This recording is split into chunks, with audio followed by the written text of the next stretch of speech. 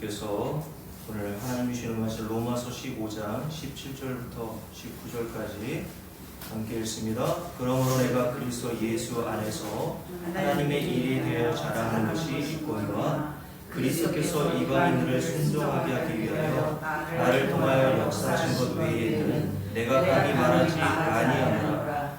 그 이름 말과 행위로 표적과 기사의 능력으로 성령의 능력으로 이루어졌으며 그리하여 내가 예루살렘으로부터 도로 행하여 일루리곤까지 그리스도의 복음을 평만하게 전하였노라.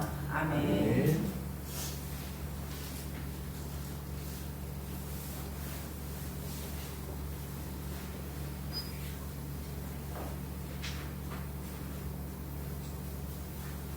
오늘 할 내용이 많아서 바로 하나님 말씀 증거합니다. 야고보 사도는 자신이 쓴 서신인 야고보서 4장에서 우리의 인생을 가리켜 잠깐 보이다가 사라지는 안개라고 이렇게 비유했습니다. 실제로 우리가 살아가다 보면 나의 젊을 때보다 나이가 점점 들어가면 들어갈수록 세월이 참 빠르다는 것을 경험하게 되지 않습니까? 그래서 어떤 분은 나이에 비례해서 세월의 속도가 체감이 된다 이런 식으로 이야기를 하더라고요. 20, 30대는 차를 타고 가다 보면 20, 30km 정도 달리는 것 같고 50대인 저 같은 경우는 50km 70대인 여러분들 보고 계실지 모르겠는데 70 정도의 속도로 달려가는 것 같이 느껴지고 80대, 90대가 되시면 더 속도가 빨라지게 느껴지겠죠. 제 딸이 자주 저한테 대학 생활을 아쉬워하면서 너무 아쉽다고.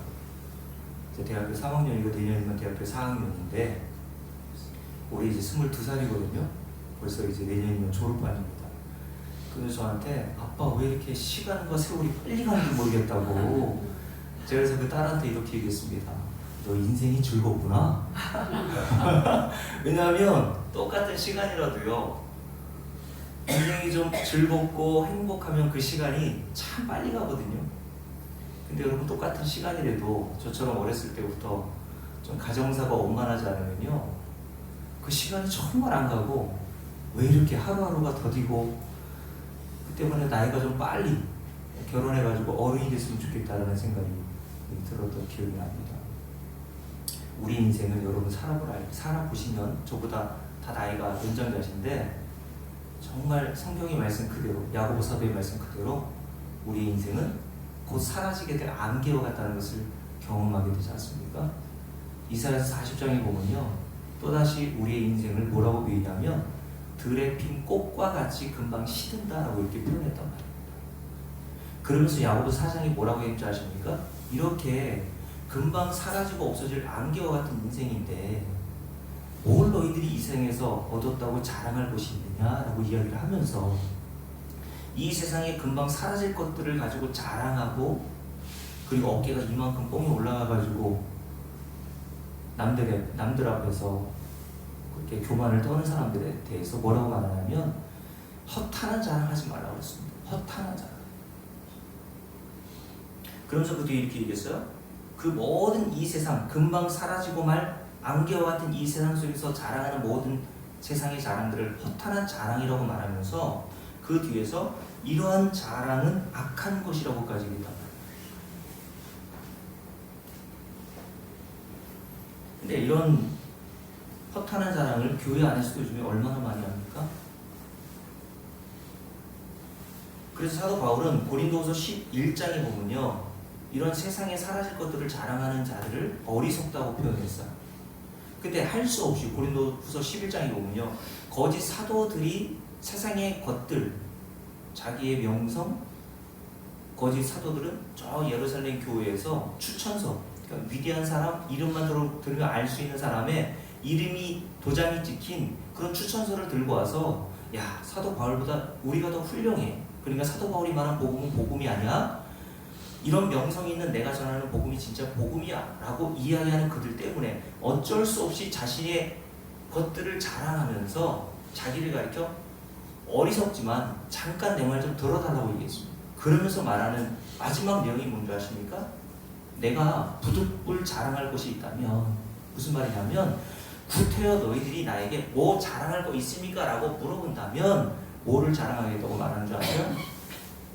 여러분, 사도 바울은 어떤 사람이었습니까? 죽은 유두고도 살려낸 사람이고요. 그가 가지고 있던 손수건을 병든 자에게 갖다 대면요, 병든 자가 벌떡벌떡 일어났단 말입니다. 하나님의 복음을 증거하면서 엄청난 능력과 기적을 행한 사람이 사도 바울이에요. 여러분들이 만약 그런 사도 바울이라면 뭘 자랑하고 싶겠어요? 만약 제가 그런 능력이 있고 그런 능력이 실제적으로 여러분들에게 일어났다면 이건철 목사라는 사람은 뭘 자랑하고 다녔을까요? 야, 내가 몇 명 살렸는 줄 알아? 내가 몇 명 병 고쳤는 줄 알아? 손만 갖다 대니까 야 뒤로 벌렁벌렁 넘어지더라 야. 이런 것들 자랑하지 않겠습니까? 그래서 사도 바울이 고린도후서 11장에서 부득불 구태여 내가 자랑할 것이 뭐냐고 묻는다면 이라고 말하면서 뭐를 자랑하냐면 약한 것을 자랑하겠다고 해요. 여러분, 세상에 약한 거 자랑하는 사람 있어요? 예를 들어 이런 거 아닙니까? 우리 교회가 자랑한다고 치고 저에게 물어봤는데 아유, 우리 교회는 야 100명도 안 모여. 우리 교회는 야 모이는 사람들의 나이 연령대가 70대 80대야. 이런 것들 자랑하는 목사가 어디 있어요? 목사들도 개인적으로 다른 목사들이나 성도들에게 자랑하고 싶어서 어떤 것들을 자랑합니까? 다 사진 찍은 걸 보라고 그랬잖아요. 다른 광고할 때 교회 사진 찍은 거 내려오면 다 어떤 사진 찍습니까? 가장 교회에 많이 올 때에 사람들을 모아놓고 사진을 찍고 다 행복한 얼굴로 그런 사진을 밖으로 이렇게 내보내려고 하는 게 인지상정 아닙니까? 근데 사도 바울은 뭘 자랑하겠다고요? 오히려 부득불 자랑할 것이 있다면 약한 거 자랑하게. 사도 바울이 약한 게 뭐 있습니까?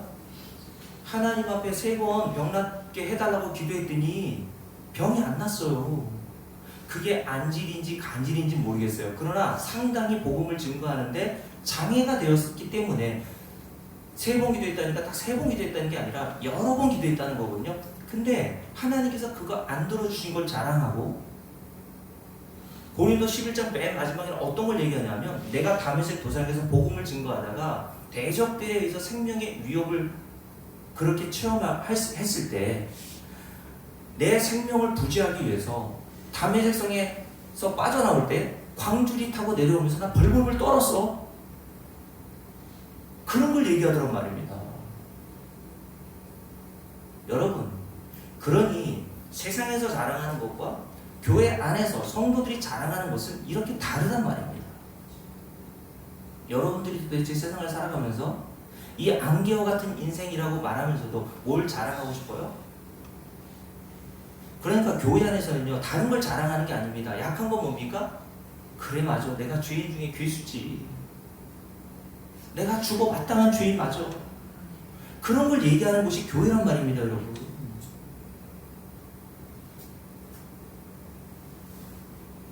그래서 여러분, 오늘 사도 바울이 진짜 교회가, 성도가 뭘 자랑해야 되는지에 대해서 오늘 말씀하고 있습니다.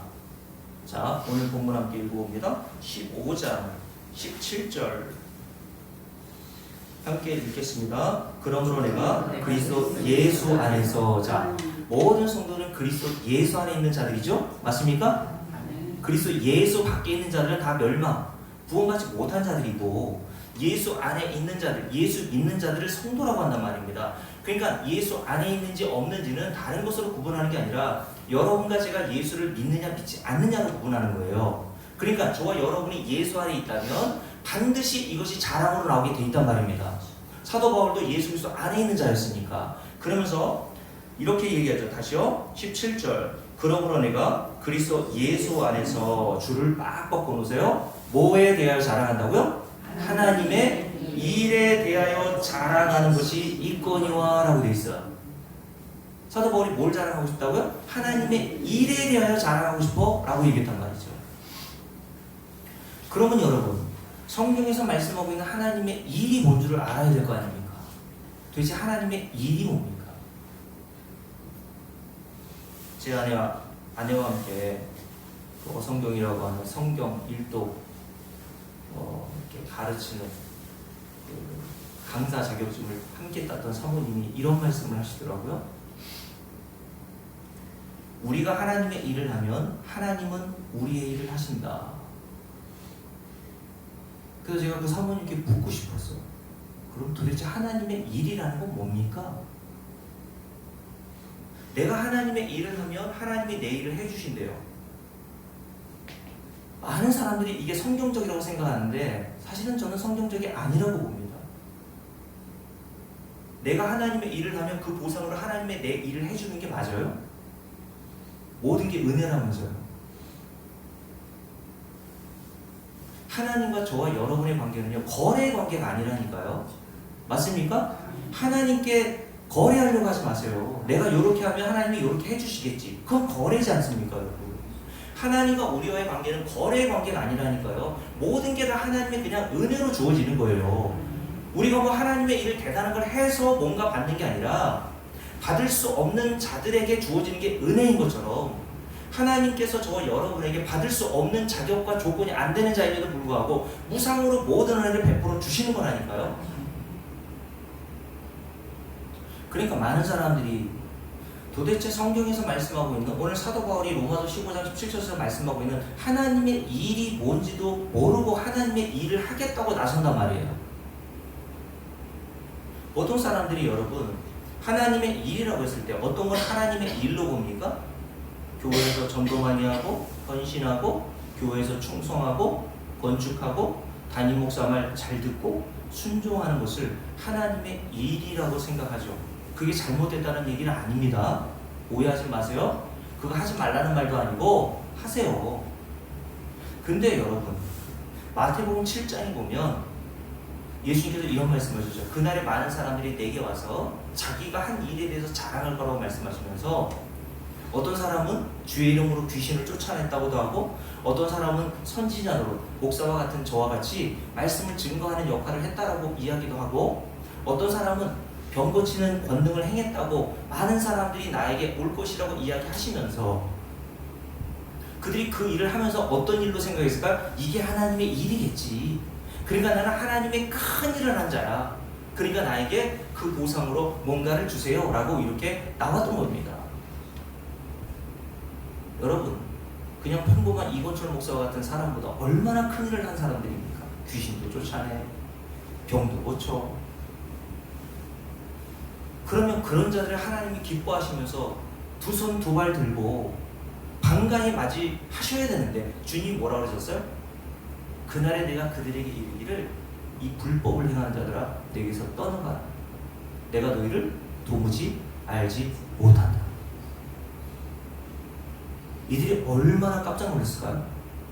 하나님의 일이라고 하는 것을 열심히 했는데 그래서 하나님으로부터 당연히 칭찬받을 것이고 하나님 나라에 들어갈 것이라고 철떡까지 믿어왔었는데 오히려 하나님께서 그들을 향해서 나 너희들 몰라? 오히려 너희들은 불법을 행한 자들이야 라고 말씀을 하시면서 하나님 나라에서 쫓아내더란 말입니다. 근데 마태복음 7장에 보면 뭐라고 말씀하시냐면 그날에 많은 사람들이 이런 일을 당하게 될 거라고 했어요.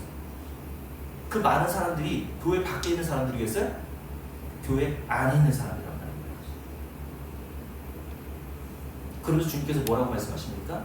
누구든지 주여 주여 하는 자마다 다 하나님 나라에 들어가는 게 아니라 어떤 자만 하나님 나라에 들어간다고요? 내 아버지의 뜻대로 행하는 자. 그게 하나님의 일이잖아요. 맞아요? 내 아버지의 뜻대로 행하는 것. 하나님의 일. 그게 하나님의 일입니다. 내 아버지의 뜻대로 행하는 자라야만 이게 뭐냐면 올이란 말입니다. 오직 내 아버지의 뜻대로 행하는 자만 하나님 나라에 들어간다 라고 말씀하셨습니다.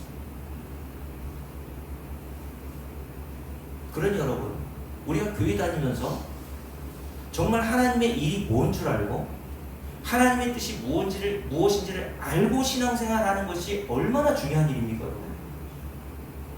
그래서 제가 여러분께 말씀드렸잖아요. 덮어놓고 비치지 말라. 성경을 펴서 하나님의 일이 뭔지를 확인하면서 여러분이 믿고 신앙생활하라고 말씀드렸지 않습니까? 자, 그러면 하나님의 일이 뭡니까? 유대인들은 어떤 걸 하나님이라고 생각했냐면 하나님이 모세를 통해서 주신 율법을 말씀, 문자 그대로 지켜내는 게 하나님의 일을 한 것이라고 생각했어요. 그래서 바리새인과 서기관들, 예수님 당시의 종교 지도자들은요, 스스로 내가 하나님의 일을 했다고 자랑했단 말이죠. 안식일을 철저히 지켰고 11조 빼먹은 적 없고 간음하거나 토색하거나 율법에서 하지 말라고 하고 하라는 일을 내가 다 했습니다. 그래서 오죽하면 바리새인 중에 바리새인이었던 사도 바울은 자기를 가리켜 율법으로는 아무 흠이 없는 자라고 말할 정도였단 말이죠. 그게 하나님의 일을 행한 것으로 사도 바울도 거듭나지 않았을 때 그렇게 생각하면서 그 일을 열심히 해왔단 말입니다.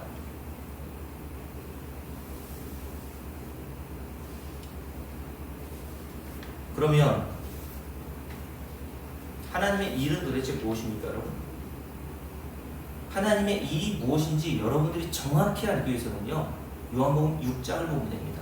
우리가 새벽에 이제 이번 주부터 요한복음을 함께 살펴보고 있는데, 요한복음 6장을 한번 보십시오. 요한복음 6장. 자, 요한복음 6장입니다. 요한복음 6장 26절부터 함께 읽을게요. 요한복음 6장 26절입니다. 자, 오병이어의 기적을 행하시고 난 다음에 그 표적, 그 요한복음에 기록되어 있는 7가지 기적은 표적이라고 했습니다. 뭔가 그 표적이 담고 있는 의미와 목적이 있는 것을 이 표적을 통해서 우리에게 가르쳐주는 것이라고 말씀을 드리는 거예요. 자, 이 표적을 통해 하나님의 일이 무엇인지를 우리에게 이렇게 말하죠. 26절부터 쭉 읽습니다. 예수께서 대답하여 이르시되 내가 진실로 진실로 너희에게 이르노니 너희가 나를 찾는 것은 표적을 본 까닭이 아니요 떡을 먹고 배부른 까닭이로다. 썩을 양식을 위하여 일하지 말고 영생하도록 있는 양식을 위하여 하라. 영생을 얻는 양식을 위하여 그 일을 해 라고 말씀하셨어요. 이게 하나님의 일이라는 겁니다. 썩을 양식을 위해서 하지 말고 영생하도록 있는 양식을 위하여 하라. 이 양식은 인자가 너에게 주리니 인자는 아버지 하나님께서 인치신 자니라. 그들이 묻되 우리가 어떻게 하여야 하나님의 일을 하오리까? 제자들이 묻죠. 뭐가 하나님의 일입니까? 내가 뭘 해야 하나님의 일을 한다고 할 수 있을까요? 뭐가 하나님의 진짜 뜻입니까? 라고 제자들이 묻을 때 예수님께서, 이거는 사도 바울이나 사도 베드로가 한 말이 아니라 천지를 창조하시고 이 성경에 저자이신 우리 주 예수 그리스도께서 직접 그 입으로 말씀하신 내용입니다. 함께 읽습니다. 29절. 예수께서 대답하여 이르시되, 자, 줄을 빡 꺾어 놓으세요. 하나님께서 보내신 일을 믿는 것이 하나님의 일이니라. 다시요. 어떤 게 하나님의 일이라고요? 하나님께서 보내신 이 누굽니까? 예수를 믿는 게 하나님의 일이야. 그럼 우리가 이렇게 생각하죠. 어우, 쉽네. 예수 믿는 거 뭐 어려워? 그러니까 마음만 먹으면 내가 언제든 예수 믿는 거 아니야? 여러분들이 예수 믿는 것이 무엇인지를 모르니까 그런 게 아니에요. 그러니까 우리가 이렇게 생각하는 거 아니야? 내가 얼마든지 선택하고 결정하면 예수를 믿을 수 있다는 것은 내가 언제든지 마음만 먹으면 하나님의 일을 할 수도 있다라고 생각하는 거잖아. 자, 다시요. 하나님께서 우리에게 요구하시는 하나님의 일이 뭐라고요? 하나님께서 보내신 이 예수를 믿는 게 하나님의 일이라고 그랬어요. 요게 하나님의 뜻입니다, 여러분. 마태복음 7장에 보면 제가 좀 전에 말씀드렸잖아요. 누구든지 주여 주여 한다고 교회 나온다고 11조 한다고 교회 뭐 건축하고 뭐 무슨 대단한 헌신한다고 하나님 나라 들어가는 줄 건줄 알아? 아버지의 뜻대로 행하는 자만 들어가. 아버지의 뜻대로 행하는 게 뭐라고요? 하나님이 보내신 내 아들 예수를 믿는 게 아버지의 뜻대로 행하는 거야. 이런 자만 하나님 나라 들어간다 라고 말씀을 하신 거예요. 왜냐하면 자, 6장 그 뒤에 보면 뭐라고 되어 있냐면 39절 보세요. 39절 6장 39절입니다. 함께 읽을게요. 나를 보내신 이의 뜻은 내게 주신 자 중에 내가 하나도 잃어버리지 않냐고 마지막 날에 다시 살리는 이것이니라. 내 아버지의 뜻은 이렇게 되어 있죠. 뭡니까? 아들을 보고 믿는 거 맞습니까? 그러면 여러분들은 뭐만 하면 돼요? 아버지의 뜻도 예수 믿는 것, 하나님의 일도 예수 믿는 것. 그러니까 우리는 뭐 하면 됩니까? 예수를 믿으면 되는 거예요. 근데 뭐라 그랬습니까? 그게 저와 여러분의 마음같이 쉽게 되는 일이 아니란 말입니다. 마음만 먹으면 할 수 있는 일이 아니라니까요. 그래서 사도 바울은 오늘 로마서 15장 17절에서 하나님의 일이라고 한 겁니다. 인간의 일이 아니라는 걸, 그거는 인간이 할 수 있는 영역이 아니라는 겁니다. 예수 믿는 것은. 저와 여러분이 오늘날 이렇게 예수 믿게 된 것은요, 여러분이 결정하고 선택해서 된 일이 아니라니까요. 하나님의 일입니다. 그거는 하나님의 일이라는 것은 하나님만이 하실 수 있는 일인 거예요. 맞아요? 그래서 예수 믿는 것도 은혜라고 하는 겁니다. 다시 말씀드릴게요. 모든 게 은혜라면서요. 그러면 예수 믿는 거는 하나님이 은혜를 주셨긴 했죠. 100% 중에 99%는 하나님 은혜로 된 거 맞아요. 인정. 다만 1%는 하나님이 내게 구원을 제시했을 때 내가 그걸 선택했잖아요. 내가 결정했잖아요. 내가 1% 정도는 기여한 게 있으니까 나에게도 지분이 있는 거 아니에요? 이렇게 말할 수 있는 겁니까? 은혜는 100%일 때 은혜인 겁니다, 여러분. 맞습니까? 내 노력과 내 수고와 내 선택과 결정이 1%도, 아니 0.0001%도 들어가지 않는 걸 성경은 은혜라고 하는 거예요.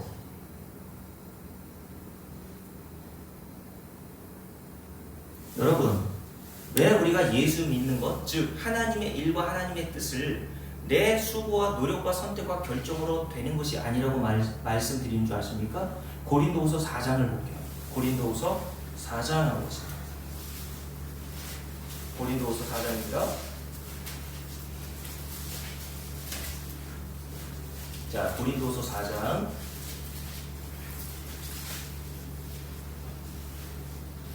자, 사도 바울이 쓴 고린도후서 4장을 한번 보십시오. 3절부터 함께 읽습니다. 만일 우리의 복음이 가려졌으면 누구에게? 망하는 자들에게 가려진 것이다. 그 중에 이 세상 신 누구이겠습니까? 마귀, 사단, 공중곳에 잡은 자라고 불리는, 제가 좀 전에 말씀드렸던 사단 마귀를 얘기하는 거겠죠. 이 세상 신이라고 불리는 그 마귀 사단이 어떤 자들? 믿지 아니하는 자들의 마음을 혼미하게 하여 그리스도의 영광의 복음의 광채가 비치지 못하게 하미니 그리스도는 하나님의 형상이니라 라고 얘기했어요. 여러분, 이 부분을 공동번역 성경에서는 이렇게 번역했습니다. 제가 읽어드릴 테니까 잘 들어보세요. 우리가 전하는 복음이 가려졌다면 그것은 멸망하는 자들에게나 가려졌을 것입니다. 그들이 믿지 않는 것은 믿지 않는 이유를 얘기하는 거예요. 그들이 믿지 않는 이유는 저와 여러분이 예수 믿지 않았던 그 시기를 얘기하는 겁니다. 예수 믿지 않는 이유는 이 세상의 악신이 그들의 마음을 어둡게 했기 때문입니다. 라고 얘기했습니다. 맞습니까? 그러니 인간은 스스로 예수를 믿고 믿지 않고의 문제를 스스로 선택하고 결정한다고 생각하지만 보이지 않는 이 세상 신, 즉 마귀의 세력에 의해 인간은 완전히 지배당하여 오직 사망으로 가는 길만을 선택할 수밖에 없는 자였다니까요. 이게 인간의 본성이에요. 여러분, 인간의 본성은요, 날 때부터 주어지는 겁니다. 배워서 되는 게 아니에요. 바퀴벌레를 여러분 생각해 보세요. 바퀴벌레가 불을 탁 켜면 어떻게 하던가요? 막 도망가잖아요. 누가 시켰어요? 여러분이 훈련시켜서 그렇게 되는 겁니까? 본성이란 말이에요. 불이 탁 켜지면 어두움이, 빛이 싫어? 자기의 본성으로 어둠 속으로 파고 들어간단 말입니다. 죄인인 저와 여러분의 본성도 마찬가지예요. 빛이 우리에게 딱 비치잖아요. 예수 그리스도를 요한복음 1장에서 빛이라고 했죠. 빛이 세상에 왔으나 그 빛이신 예수 그리스도를 사람들이 영접한다 그랬어요? 영접하지 않는다 그랬어요? 영접하지 않더라. 빛이 싫어요. 바퀴벌레는. 인간은 빛이신 예수 그리스도가 싫다니까요. 그게 인간의 본성이에요. 그래서 얼마나 싫으면 빛이신 예수 그리스도가 세상에 오셨더니 어둠인 인간이 다 합세하고 공모하여 그 빛이신 예수를 십자가에 못 박아 죽인 겁니다. 얼마나 예수가 싫으면.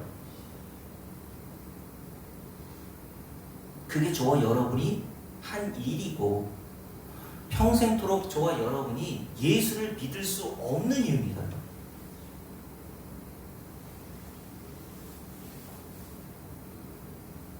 그래서 복음서에 보면 이러한 인간의 모형으로 등장하는 자들이 귀신 들린 자들입니다. 귀신 들린 자들.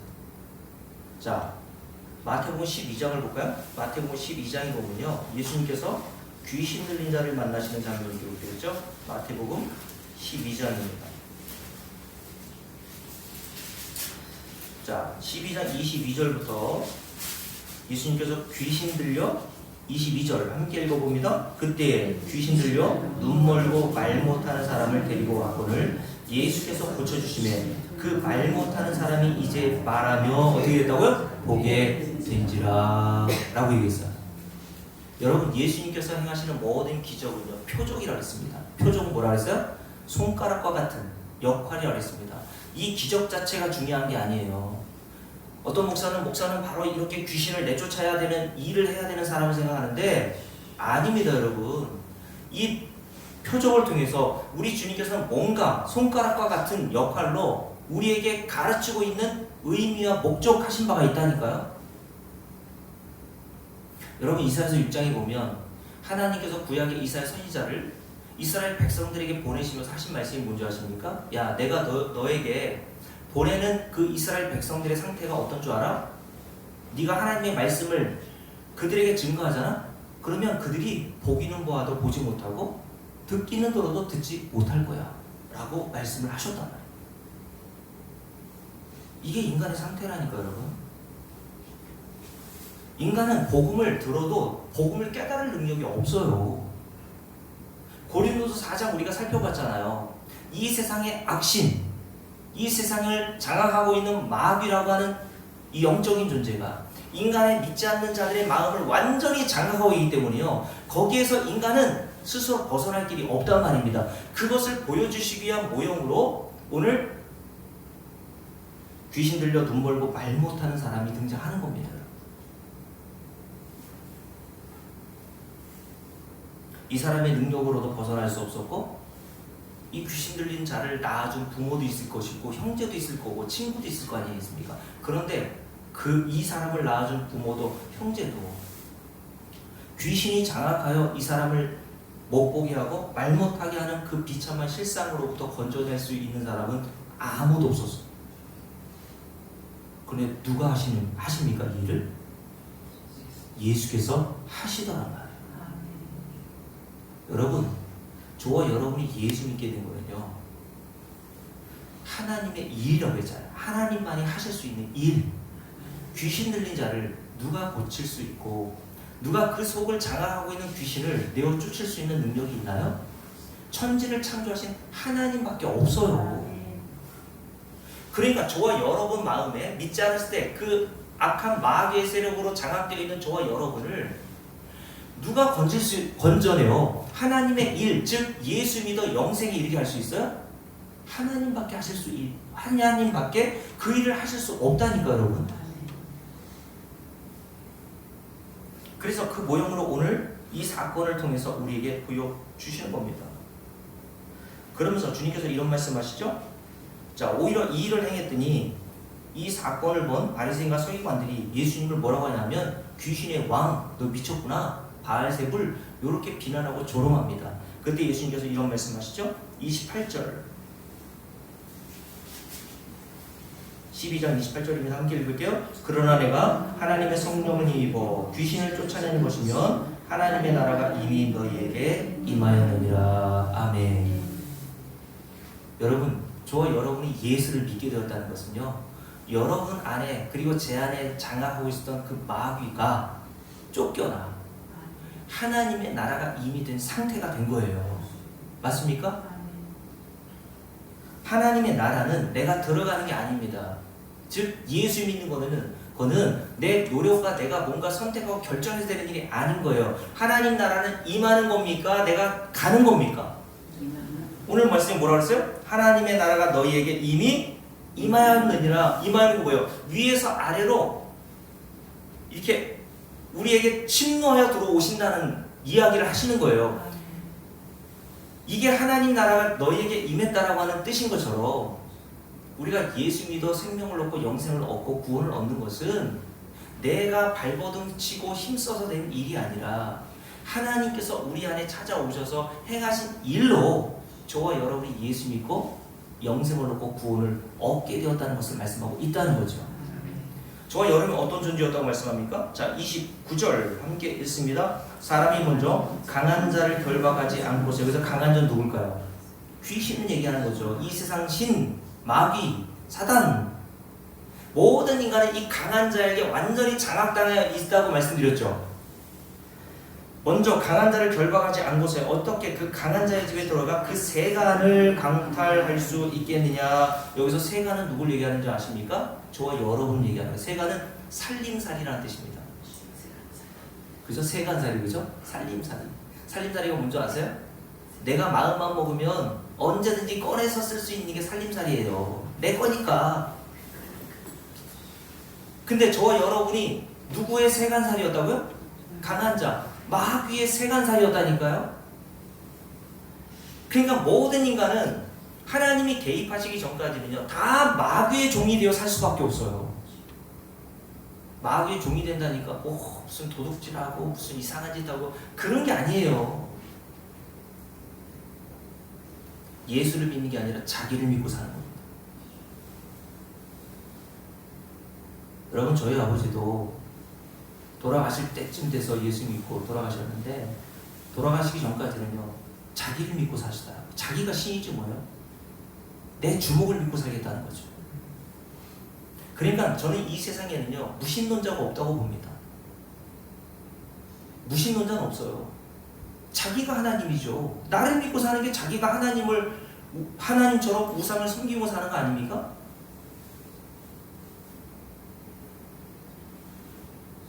그런 마귀의 세간살이와 같이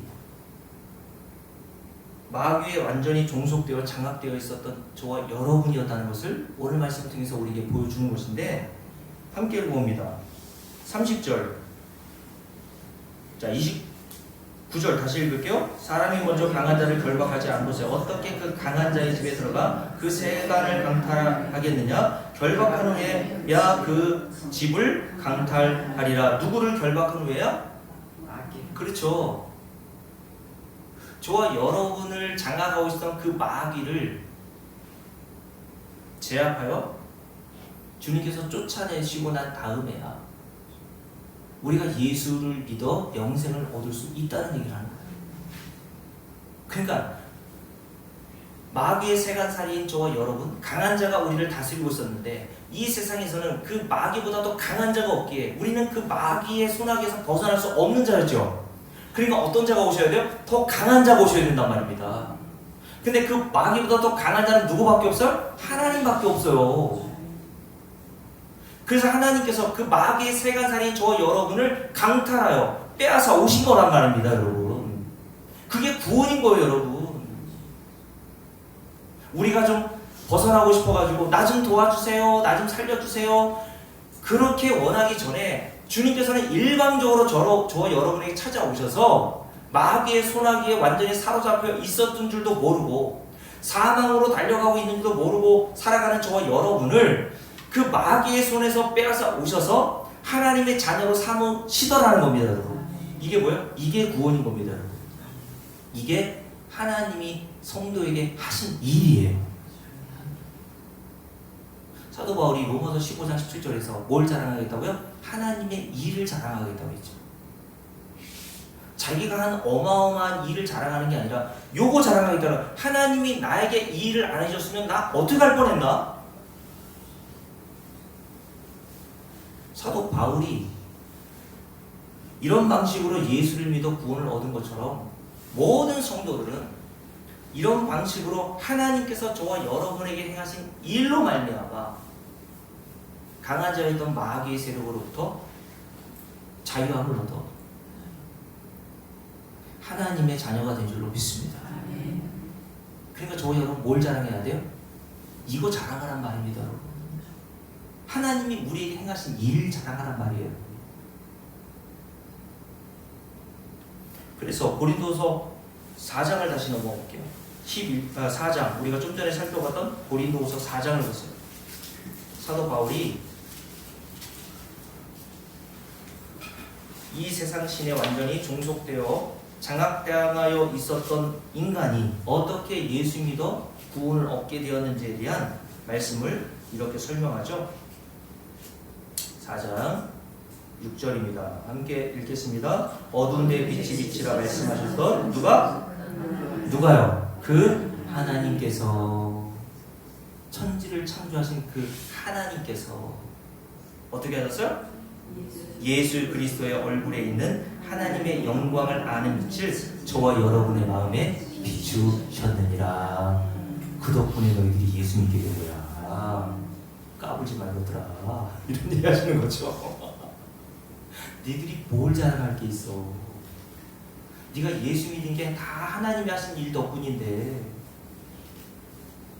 네가 뭘 자랑하게 있다고 까분이 지금. 다시요. 6절 함께 했습니다. 어두운 데 빛이 비치라 말씀하셨던 그 창조주 하나님께서 저와 여러분에게 예수 그리스도의 얼굴에 있는 하나님의 영광을 아는 빛, 진리를 알도록 저와 여러분의 마음에 비추셨느니라. 아멘. 빛이 쫙 비치니까 어둠이 확 떠나갔겠죠. 우리는 어둠 자체였다니까 여러분. 근데 그 빛이신 예수께서 우리 마음에 확 비춰주심으로 그 어둠이 세력이 한순간에 떠나가더란 말이에요. 그래서 우리에게 나온 게 뭔지 아세요? 하나님의 일이 뭐라 그랬어요? 하나님께서 보내신 자 예수를 믿는 거라 그랬죠. 그래서 저와 여러분이 어떤 고백을 하게 되냐면, 나는 죄인 중에 귀수로서 예수 그리스도의 십자가의 은혜가 아니었으면 나는 구원을 얻을 자격이 없었습니다 라고 고백하는 그런 증거가 나오는 거예요. 그게 저와 여러분 안에서 하나님이 하시는 일이고, 그 하나님이 하시는 일로 말미암아 저와 여러분이 예수를 믿어 영생을 얻고 구원에 이르러 하나님 나라에 들어가게 된 것이란 말입니다, 여러분. 그래서 사도 바울이 빌립보 3장에서 그 이전에 자랑했던 모든 것들, 구원에 조금이라도 보탬이 될 거라고 생각해서 자랑했던 것들이 있다고 그랬잖아요, 그죠? 할례를 받은 거, 베냐민 지파, 베냐민 지파는 누가 있다고 그랬어요? 이스라엘 초대 왕이었던 사울 왕, 그죠? 그 가문에서 내가 태어난 것을 자랑하고, 바리새인으로서 율법을 잘 지킨 걸 자랑하고, 안식일 잘 지킨 거, 이런 것들을 자랑했단 말이죠. 이런 것들 신뢰했단 말이죠. 그래서 내가 이거 했으니까 구원에 조금 보탬이 됐겠지. 근데 사도 바울이 복음을 깨닫고 나서 하나님의 진리의 빛을 확 비춰주시니까 뭐라고 합니까? 다 배설물이었어. 배설물이 뭡니까? 똥 오줌이라는 뜻이잖아요. 다른 현대인의 성경이나 새 번역 성경에 보면요, 그 배설물이라는 단어를 쓰레기라고 번역했습니다. 혹은 오물이라고 번역했어요.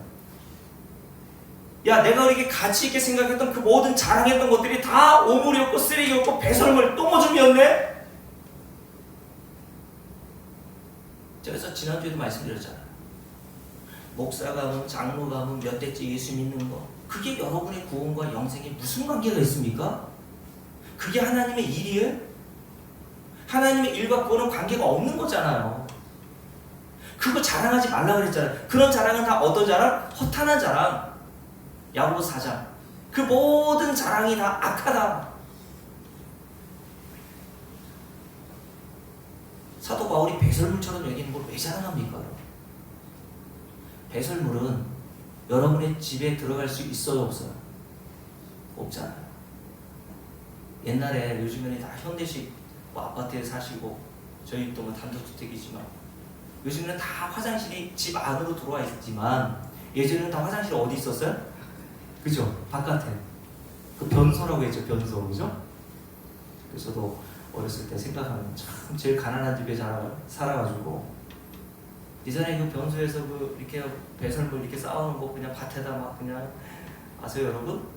그 똥찌개라고 하는데 보통. 저본 적 있으세요? 양쪽에 이렇게 해가지고 저희 어머니가 전화로 막 하셨는데, 여러분, 배설물은 집 안으로 들일 수 없는 겁니다, 여러분. 그죠?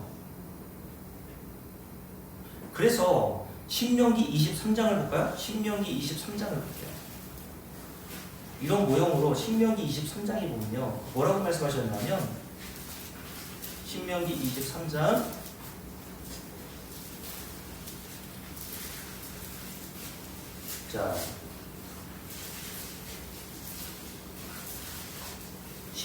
23장 12절, 구약성경 신명기 23장 12절입니다. 함께 읽습니다. 내 진영 밖에 뭐를 마련하고? 변소를 마련하고. 어디에? 진영 밖에. 진영은 이스라엘 백성들이 사는 곳, 하나님의 거룩하신 성전이 있는 곳, 하나님 나라를 상징한단 말이에요. 근데 변소는 그 진영 밖에 만들어 놓으라고 말씀하시면서 뭐라고 하냐면, 그리노 아가되 내 기구에 작은 삽을 더하여 밖에 나가서 뭐를 볼 때? 대변을 볼 때 그곳으로 땅을 팔 것이요 몸을 돌려 그 배설물을 덮을지니 이는 내 하나님 여호와께서 너를 구원하시고 적군을 내게 넘기시려고 내 진영 중에서 행하심이라. 그러므로 내 진영을 어떻게 하라? 거룩히 하라. 그리하면 내게서 불결한 것을 보시지 않으므로 너를 떠나지 아니하시니라. 야, 이렇게 생각합니까? 아, 똥은 하나님도 불결하게 생각하셔서 진영 밖에 변소를 만들어서 거기에 배설물을 버리고 오라고 하셨구나. 그런 얘기가 아니잖아요. 하나님 나라는 하나님이 보실 때 배설물처럼 여기는 것을 가져올 수 없다는 얘기입니다. 인간이 자랑하는 것, 인간이 구원에 조금이라도 보탬이 되겠다고 생각해서 애지중지 가치 있게 여기는 것, 할례받은 것, 율법 열심히 지켜 행한 것, 11조 열심히 낸 것, 신앙생활 몇 년 하고 몇십 년 하고 전도 몇 명 한 거? 하나님 나라는 그런 것들 자랑하는 것이 아니란 말이에요. 그래서 마태복음 7장에 뭐라 했습니까? 그들이 이 세상에서 자기 나름대로 교회에서 그런 걸 엄청난 일로 생각하잖아. 엄청난 일을 행했다고 하나님께 갖다 드렸더니 하나님 뭐라 그러세요? 야, 배설물이잖아. 가지고 가. 여러분, 하나님이 받으시는 거는요, 딱 한 가지밖에 없어요. 예수 그리스도 한 분입니다. 맞습니까? 네. 고린도서 4장을 볼게요. 그래서 고린도서 4장에 보면요, 다시 사도 바울이 이렇게 얘기합니다. 고린도서 4장입니다.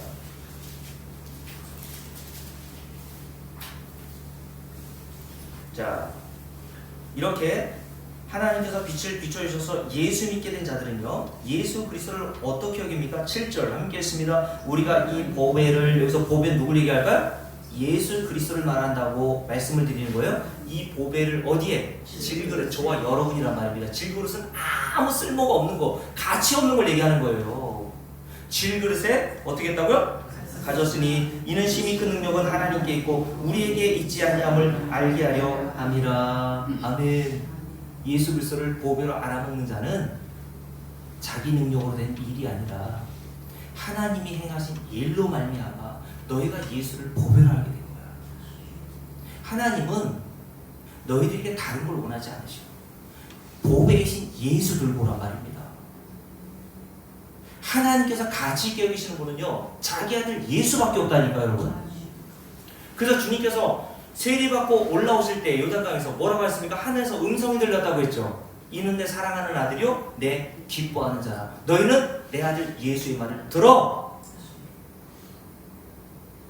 하나님이 가장 사랑하고 기뻐하는 자는 예수밖에 없어요. 그 예수를 성경은 보배라고 한단 말입니다. 성도는 그 예수를 보배처럼 여기게 되는 거예요. 그래서 그게 예수 믿는 자들의 증거로 나오는 거라니까요, 여러분. 그래서 사도 바울이 빌립보 3장에서 뭐라 그랬습니까? 내가 이전에 구원에 조금이라도 보탬이 될 거라고 가치 있게 여기고 신뢰하고 의지했던 그 모든 것들이 다 배설물처럼 여기게 된 것은 뭐 때문이라고 그랬어요? 내 주 예수 그리스도를 아는 지식 때문이라고 그랬습니다. 그러면서 이렇게 얘기했죠. 지금 내가 가진 의는 하나님이 우리에게 찾으시는 의가 있단 말이에요. 행위에서 난 것이 아니라, 뭘 해서 하나님이 나를 기뻐하시는 것이 아니라 예수 그리스도를 믿는 믿음 때문에 그 의로 말미암아 내가 하나님 나라에 들어가게 된 것이라고 하는 그 지식으로 말미암아 다른 모든 구원에 도움이 되고 기여한다고 생각했던 모든 것들을 다 뭐처럼 여겼다고요? 배설물처럼 여기게 되었다. 그리고 저와 여러분이 진짜 예수를 믿어 진짜 영생을 얻고 생명을 소유하면 소유하게 될수록 어떻게 되겠어요? 예수 하나만 보배로 여기게 됩니다. 그게 신앙생활인 거예요. 그게 믿음생활 잘하는 겁니다. 여러분. 하나님은 저와 여러분을 그런 자로 만들어 놓으시기 위해서 매일 오늘 수요 예배도 그렇고 새벽에도 그렇고 주일 예배에도 그렇고 말씀을 듣게 하셔서 하나님의 일이 무엇인지를 깨닫게 하시는 겁니다. 그러면 여러분께 말씀을 드릴게요. 그러면 하나님의 일이 예수 그리스도를 믿는 것이라면 마귀의 일은 뭐겠습니까? 그렇죠. 마귀의 일은 병 걸리게 하는 게 아니라니까요, 여러분. 마귀의 일은 우리를 실패하게 하는 게 아니에요. 마귀의 일은 저와 여러분을 병 걸리게 하는 게 아닙니다. 병 걸렸어도 예수 믿으면 그게 복 아니에요, 여러분? 아멘도 안 나오잖아요. 그런 거는요. 여러분, 왜 하나님께서 사도 바울의 병을 고칠 수 있는데도 불구하고 3번이나 그렇게 기도했으면 들어주면 안 돼요? 고린도서 1장에 보면요, 왜 그렇게 하나님의 영광을 위해서 열심히 불철주야 노력하는 사도 바울이 뭐라고까지 얘기했냐면 아시아에 당한 환난을 이야기한다고 하면서 죽고 싶을 정도로 환난이 심했다고 합니다. 사형에 하나님이 처하신 것처럼 내가 느꼈다고까지 이야기를 했어요. 살 소망까지 끊어졌다고 했습니다. 여러분 하나님께서 왜 우리를 그렇게 만들어 놓으십니까? 고린도후서 1장을 볼까요? 고린도후서 지금 4장이 있죠? 1장 다 피셨죠?